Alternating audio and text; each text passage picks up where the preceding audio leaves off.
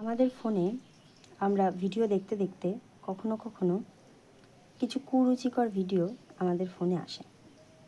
সেগুলো আমরা না দেখে ঠেলা দিয়ে উপরে ফেলে দিই।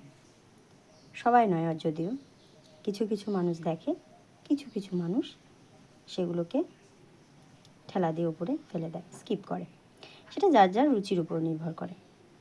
ঠিক সেরকম আমাদের জীবনেও এমন বেশ কিছু মানুষ আসে যারা আমাদের জীবন নিয়ে কুরুচিকর মন্তব্য করে, আমাদের জীবন নিয়ে বেশি মাতামাতি করে।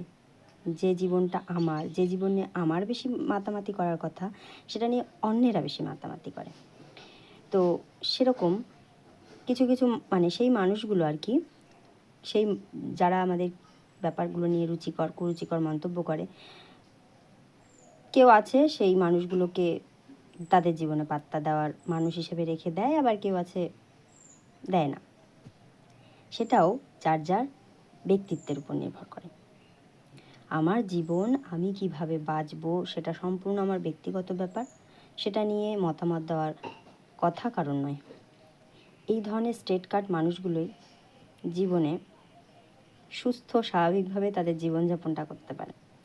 আর যারা এই পেছনে বা সামনে কুরুচিকর মন্তব্য করে, এই জিনিসগুলোকে যারা মেনে নেয়, তাদের জীবন কখনোই সুস্থ স্বাভাবিক হতে পারে না। এবার অনেকেই আছে পরিস্থিতির চাপে পড়ে মেনে নেয়, কিছুই করার থাকে না, সেটা যার যার পরিস্থিতির উপর নির্ভর করে।